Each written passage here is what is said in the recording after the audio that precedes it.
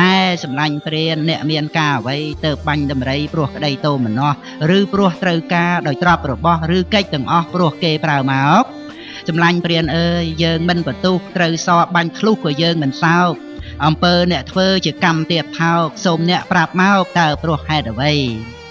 ព្រានសោនុត្តរៈពោលនឹងដំរីឆាត់តន់បពិតដំរីដល់ចម្រើនហើយមិនមែនខ្ញុំឡើយគឺព្រះក្សត្រី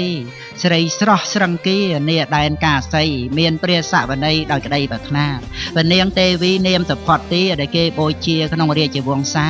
សបិនឃើញអ្នកហើយប្រាប់ខ្ញុំថាយើងនេះត្រូវការភ្លុកគូរាំងសីដំរីឆាត់តន់បរិច្ចាគភ្លុកបំពេញព្រះបារមីព្រះរាជបុត្រីប្រកាសដឹងថាគូនៃភ្លុកណានោះរាច្រើនក្រៃរបស់បិតាជីតាយើងនេះតែនេះស្រីថ្លៃមានក្តីវិរោធជាមួយនឹងយើងនាងចងវេរាបំណងពាធាជាប់ជារហូតនាងជាស្រីល្ងងលងក្នុងក្តីក្រោតទៅឲ្យអ្នកស្រោតមកសម្លាប់យើង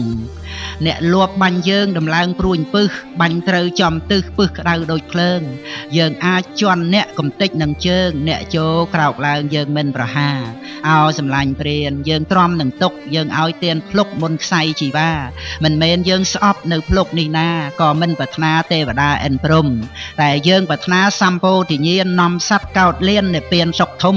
យើងសាងបារមីខន្តីអប់រំនាំមនុស្សអិនព្រំឲ្យឆ្លងចាកទុកណែព្រានព្រៃអើយអ្នកចូលមករាហើយចាប់រណាអាកាត់នៅភ្លុកទាំងគូនេះចោះយើងទ្រាំនឹងទុកយើងលះបង់ភ្លុកមុននឹងមរណាអ្នកក៏បីទូលព្រះរាជាបុត្រីដែលមានសេចក្តីខឹងក្រោធនោះថាស្ដេចដំរីសបានស្លាប់ហើយណានេះគូតន្តានៃគុជសានោះបពិតពនាងសូមយាងទទួលដំរីមុនដួលស្រស់ស្រួលសន្តោសបរិច្ចាគនៅភ្លុកឥតមានបន្ទុះប្រាថ្នាឲ្យលុះពោធិញ្ញាណថ្លៃថ្លាព្រះពោធិសត្វអធិដ្ឋានឲ្យព្រានបាននៅសេចក្តីសុខតាមផ្លូវយើងត្រូវព្រួញពឹសទម្លុះរាងកាយមិនបន្ទុះសរាយដល់ជន់រឹស្យានឹងព្រោះព្រានជាប់ដណ្ដប់កាយាសម្ពុតថ្លៃថ្លាទងជ័យពោធិញ្ញាណបើសេចក្តីនេះជាការមែនពិតយើងសូមតាំងចិត្តសច្ចាធិដ្ឋានក្នុងព្រៃដែលមានពេលមរឹកសាមានសូមកុំរំខានដល់ព្រានឡើយណាកាលដែលមហាសត្វជាពុទ្ធអង្គោលះភ្លុកទាំងគូបដូរយកសម្មាសម្ពោធិញ្ញាណមានរឿងសោកាដល់ពួកគុជសាមហាសផតទីព្រះពោធិសត្វពិតជាអស្ចារ្យភ្លុកមុននឹងមរណាទ្រាំទុក្ខវេទនាខន្តីមេត្តាតបនឹងវេរាព្រួញពឹសខ្លាយជាមេលាថ្វាយព្រះ